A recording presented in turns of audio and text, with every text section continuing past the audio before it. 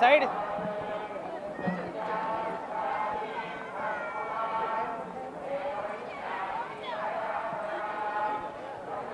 చూసి గురు చూసి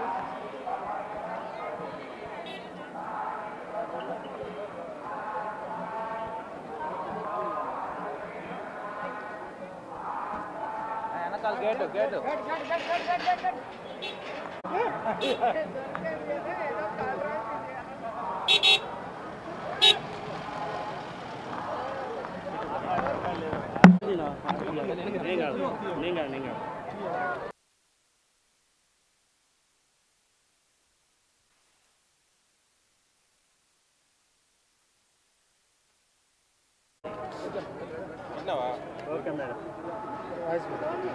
సో ఎప్పట్లాగే మన కలియుగ దైవం వెంకటేశ్వర స్వామి దర్శనం చేసుకొని ఆశీస్సులు తీసుకొని వెళ్తున్నాను. అండ్ ఈరోజు అందరూ కూడా రావటం మీరు అందరూ గమనిస్తున్నారు. అండ్ June 4th రిజల్ట్స్ వస్తున్నాయి కాబట్టి ప్రజలు మీడియా అంతా కూడా చాలా ఆతృతగా ఎదురు చూస్తుంది. ఎవరికి కావాల్సిన స్టోరీలు వాళ్ళు వండుతున్నారు అనేది మనం గమనిస్తూనే ఉన్నాం. నిన్ననే ఎగ్జిట్ పోల్స్ కూడా రావటం జరిగింది.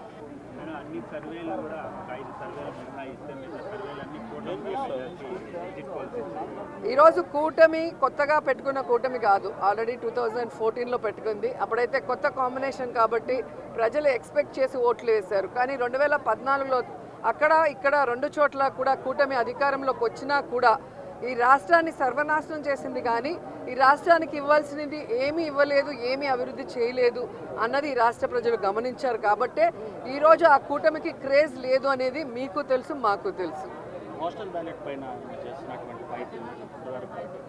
ఖచ్చితంగా ఈరోజు ప్రజలందరూ కూడా గమనించాల్సిన విషయం, వ్యవస్థలు ఏ విధంగా ఈరోజు చంద్రబాబు నాయుడు చేతిలో వాళ్ళు ఇష్టానుసారం చేస్తున్నారో మనం గమనిస్తున్నాం. ఆ విషయాల్ని ఇష్టానుసారం ఎలక్షన్స్ అప్పుడు మార్చేయటం, అలాగే కేసులు పెట్టించడం వైఎస్ఆర్సీపీ నాయకుల మీద. ఇప్పుడు దేశంలో ఎక్కడా లేనటువంటి విధంగా కొత్త కొత్త రూల్స్తో పోస్టల్ బ్యాలెట్ని ఏ విధంగా వాళ్ళకి అనుకూలంగా మార్చుకోవాలన్న ప్రయత్నం చేస్తున్నారో మనం గమనిస్తున్నాం.